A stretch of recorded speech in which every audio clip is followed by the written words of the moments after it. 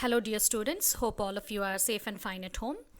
Today we are looking into an important topic in English grammar, that is modals, and probably this would be the last topic of this academic year. So you might have studied these in your lower grades, but still we have to look into detail, and we'll do that in this class.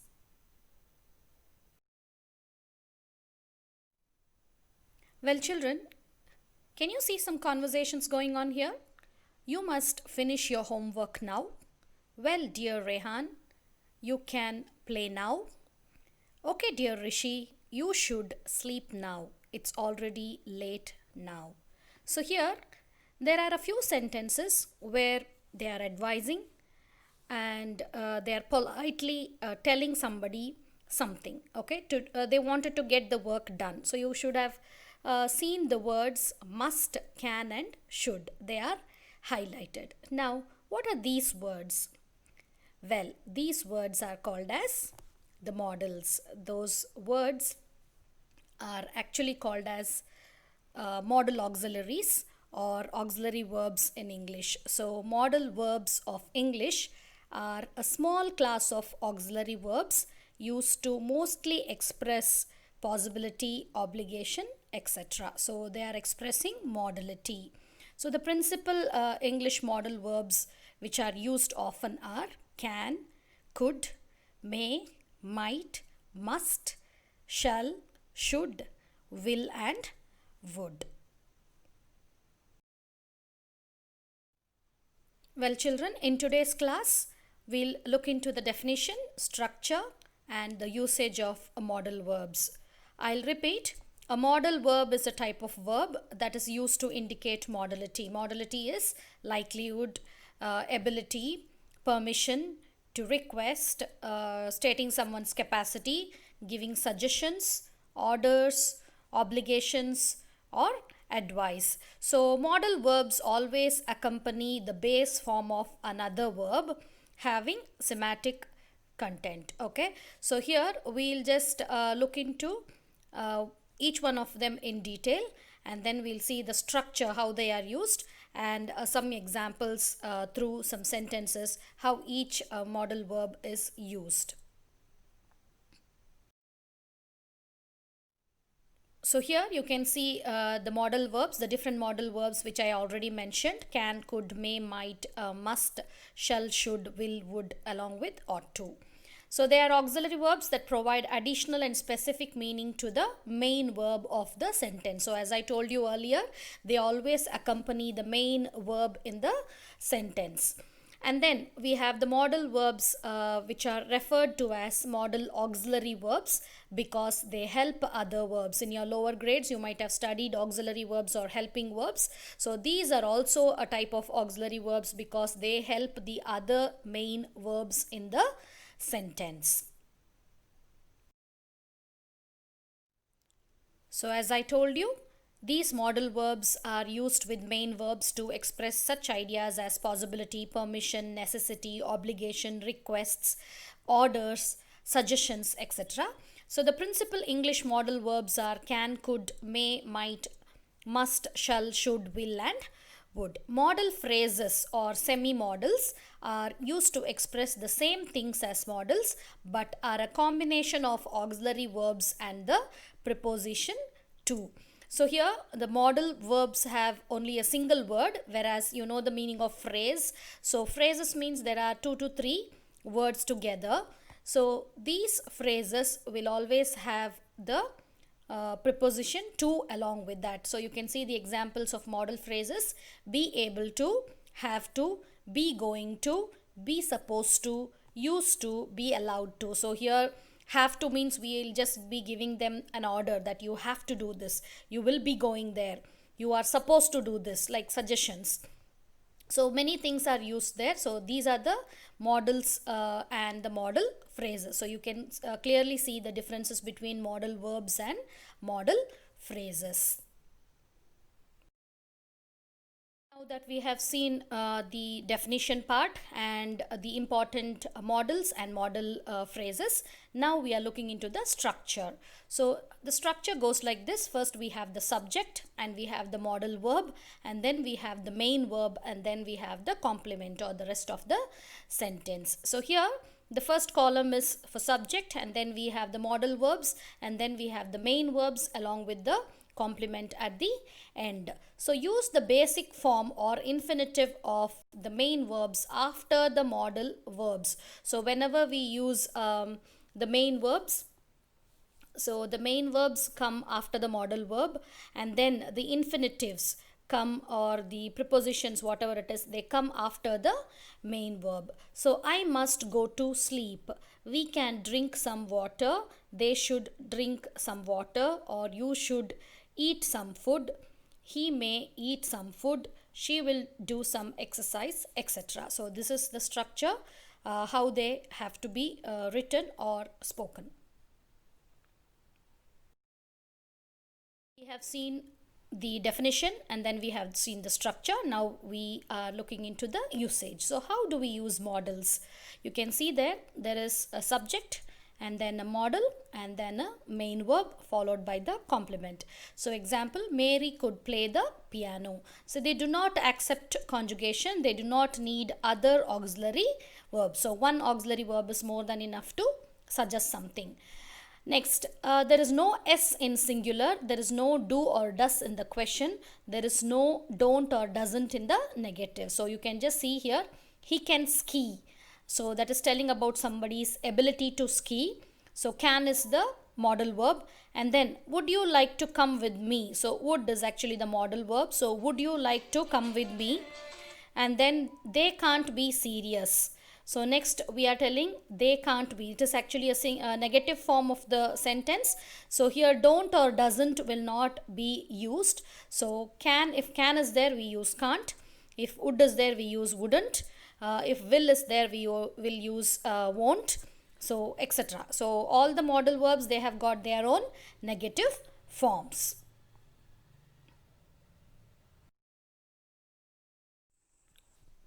Well, children, in my previous slide, I showed you that modal verbs do not have any conjugations. Conjugations is nothing but they do not have any different forms of the modal verbs.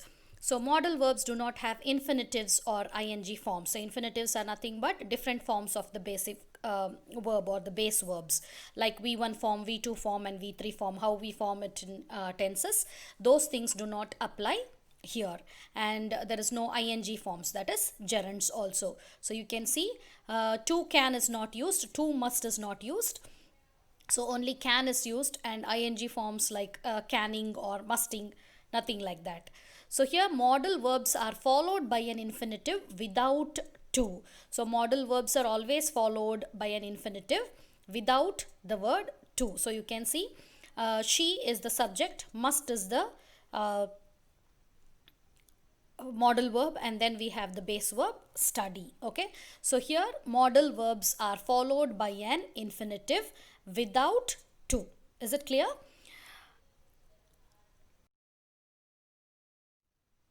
Next is modal verbs do not have all the tenses. As I told you, they do not fall under conjugation. So here they do not have all the tenses. Modal verbs use other verbs to complete the tenses. So you can see the examples. Can is completed with be able to, that is the modal phrase. Must is used with have to. Okay, so they cannot be used in all the tenses, so we actually replace them with other verbs to complete the sentences, just like the modal phrases be able to or have to.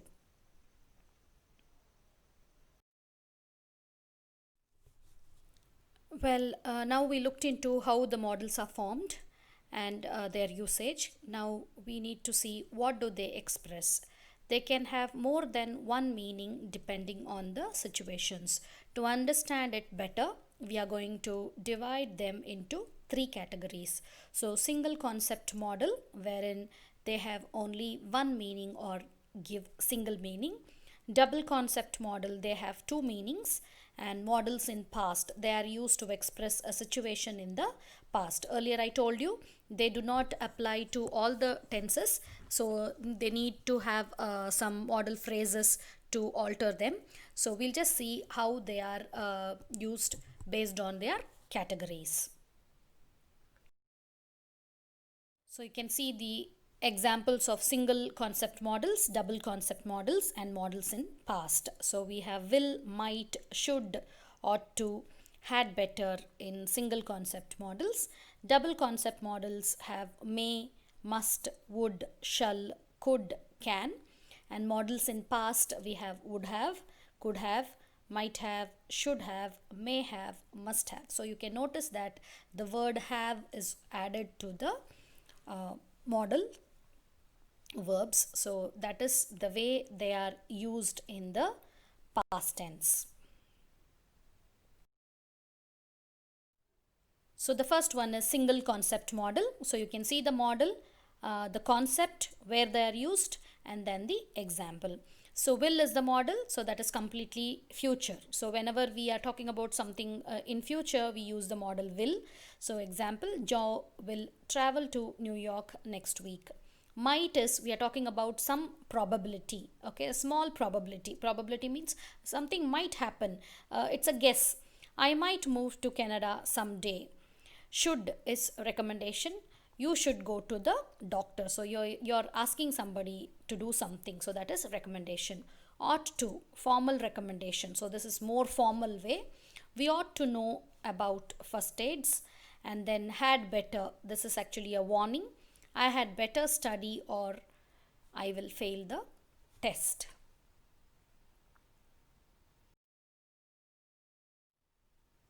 So the next one is double concept modals. I told you these modals have different meanings in different concepts.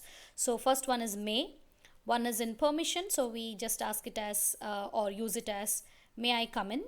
Next one is good probability. Probability again I told you like guess. We may visit Mexico this summer. And then next modal verb is must. So must is something responsibility.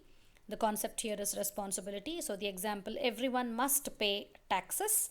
And the next concept where we are using it is the assumption. So guesswork. She didn't arrive. She must be sick. And next is would, past. Okay, it is used in the past tense. When I was young, I would play soccer. Okay, so used to. Whenever somebody was young, they were doing something, so they were used to something, so that is expressed with the modal would. And in the second situation it is present unreal, so we are not clear about it. I would buy the car but I can't afford it. Okay, so these are the double concept modals. We'll look into some more of them. So shall, educated expression offer. So you're just giving some expression offer there. So excuse me, I shall go now. Shall I clean it? So you're just giving some like very formal way of expressing some offer. And then next is the contractual obligation. The company shall pay on January 1st. So that is actually something based on the contract, or it is an obligation that is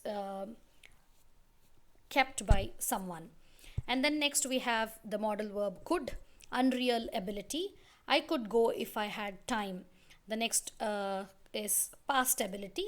She could play the piano but not anymore. Okay, so not anymore. So that was the past ability. So it was in the past but she's not able to do that now. Unreal ability is something which is not real, which is not possible, because everybody will find time. So here if I could go if I had time, so that was unreal ability. And next is the modal verb can. So we are using the present ability, so we can speak English, so that is the ability. Then the other concept where we use can is permission. Can I have a sweet?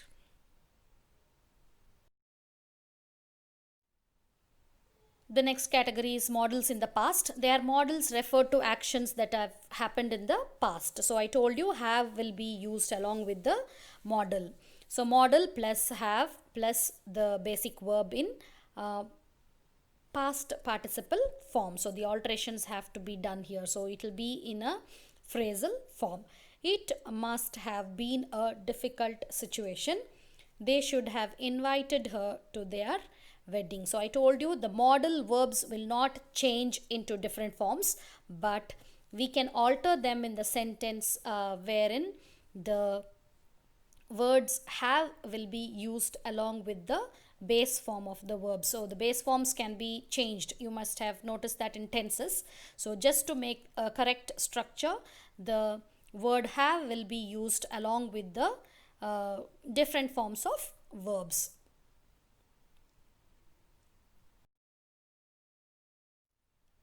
Next category is perfect modal verbs. So perfect modal verbs are not actually perfect, but they are called that because they are using a modal verb um, like followed by a perfect tense construction. So we have plus past participle, just what we saw in our previous slide. Perfect modals are used to talk about past actions. That's what I told you in the previous slide, and now you can see more of them with examples. So would have we have used in different forms, like if I had guessed the future, I would have taken some precautions against what would happen.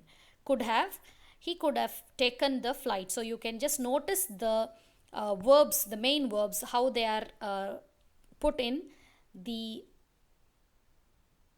past participle form, that is the V3 form of the verb. May have, we may have passed the math exam, but it was in Spanish. Might have, you might have sold the car if you really needed the money. Should have, you should have listened to the teacher. We must have been crazy. He shouldn't have told the truth, or he shouldn't have told that. You need not have bought it because I have already. So I told you the negative form here. We do not change anything, or we do not have any other things added here. So need not, shouldn't, mustn't, all these things are there in the negative form. Ought to have. So you ought to have warned me earlier. So here the perfect modal verbs are nothing but the modal verbs followed by have and then followed by the past participle form of the main verb. Is it clear, children? The same thing again, but we are telling them along with the concept. When do we have to use would have, could have, may have, might have, should have, and must have? So would have is used in the concept where we are talking about past unreal action. So example, I would have bought the car but I didn't have money. Could have is used past unreal ability. She could have taken the flight. May have is past unreal possibility. We may have passed the test, but it was in French or Spanish. The same example what was there in the previous slide. Might have, so past unreal small probability. You might have sold the house if you really needed the money. Should have is past unreal recommendation. You should have listened to the doctor. Must have past unreal assumption. Assumption means we are guessing something. We must have been crazy. We are telling about something. So that is all different concepts where we use different modals in the past along with have and past participle form of the main verbs. So there I told you earlier that the modals will not have any infinitive form, or they cannot be conjugated, and they actually do not have the ing form. So the last step here, there are a few verbs which often serve as modals too. These are called as modal like verbs. So they are modal like verbs, they are not actually modals. They need to be conjugated. So these modal like verbs need to be conjugated. Need to be conjugated in the sense they need to be written in different forms based on the number, the tense, their subject, etc.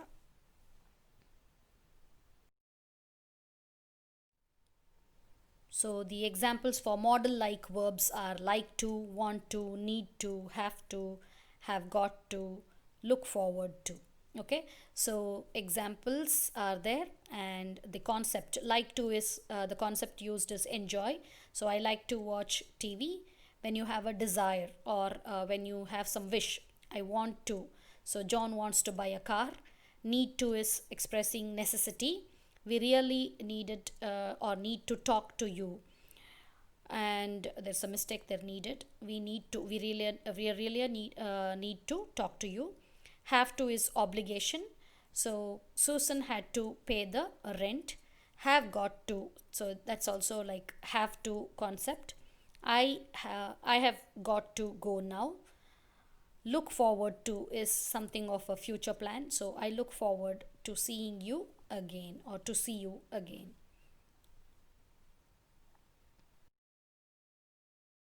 So here it's just a small task using your imagination. Think about these situations and create a sentence using modals. So we are going to Paris for a weekend. So you can make suggestions about things to do. We could visit the Louvre, or we should go up the Eiffel Tower. And then we start school in September. So when you're going to school, you need some necessities. So when you talk about the necessity, how it can be written along with modals. We have to buy a new notebook, or we have to buy a new set of uniform. We have to buy a new pair of shoes, whatever it is. And next, Margaret is a very talented sportswoman. Talk about her ability. So she can speak three languages. She is able to play the piano and the violin. So and you can just even write some other sentences. She is able to uh, run faster than any other women in the country. Or you can even tell that she can finish off the laps in just 40 seconds, or whatever it is. And then you just have won a lottery. So talk about the possibility of that. I might stop working. So when you have won a lottery, these are the things that you might imagine, or you might talk about the possibility. I might stop working. I may buy a new car. I can travel to New York. So these are all your possible plans. Peter has got a headache and a congested nose. So give him some advice. You should see a doctor. You ought to drink hot tea. So the next situation is, you want to borrow your uncle's Mercedes Benz. So how do you ask a permission very politely?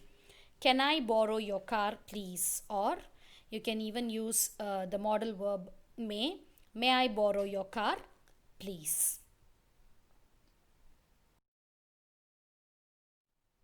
Well, children, we have seen a lot of rules and regulations to use modal verbs. So I told you in the beginning that modal verbs do not have, or we need not add s or es to the third person singular. Okay, so he can swim. He cans is wrong, so he can swim. So I'm just reiterating that through some examples. I know it's a bit confusing, but you just go through the same video once or twice, you will be able to get a pulse of it. Example, so in simple present tense, I could work, he could work, it could work, they could work. Continuous, I could be working. So I told you could will not change, but the other verbs means the base verb can change. And then in perfect tense, I could have worked. And then perfect continuous, we have I could have been working. So he could have been working, etc.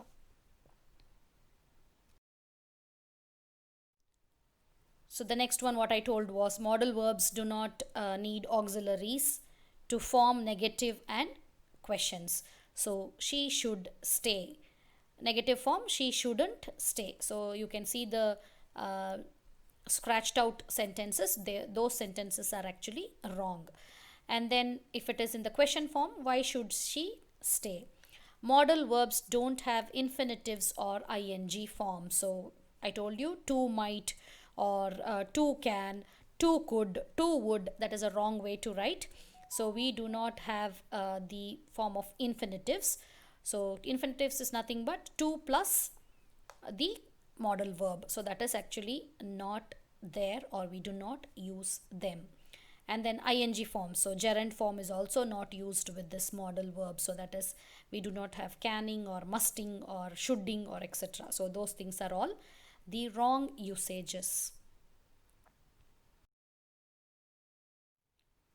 So this is just a recap wherein we can see the type of the concept, the type or the concept where we can use the modal verbs and their examples. As I told you, when you're talking about ability, you can use can and could. So examples, David can speak 3 languages. He could speak fluent French when he was 5. And then permission, can, could and may. Can I sit in that chair please? Could I open the window? May I borrow your dictionary? And then when you're advising someone, the modal verb used is should. You should visit your dentist at least twice a year. You should try to lose weight. Obligation, must or have to. I must memorize all these rules about tenses. You have to take off your shoes before you get into the mosque. Possibility, when we talk about possibility, the modal verbs used are might, may, could and can. It looks nice but it might be very expensive. Richard may be coming to see us tomorrow. I have just put up another chart of the modals and the examples and the concept where they are used. So can, ability, suggestion and request, the different types of sentences. The same way with be able to, can't, could, may, might, must, have to, need not, must not, don't have to, should and ought to. So these are all the modals which are used regularly, and their uses in on what concepts they are used, on what situation they are used, and the other example. So you can just look into it. You can pause the video and take a look at it. I will also post the same thing in your reference material so that you can just refer this too. Well, children, with this I'll wind up today's class. I know it's a bit confusing, but definitely if you just go through the video once or twice along with the reference material, you will be able to get the real pulse of it. Please note down your doubts so that I can just clarify it in my next class, maybe in your physical schooling or your guidance classes. Take care. Bye.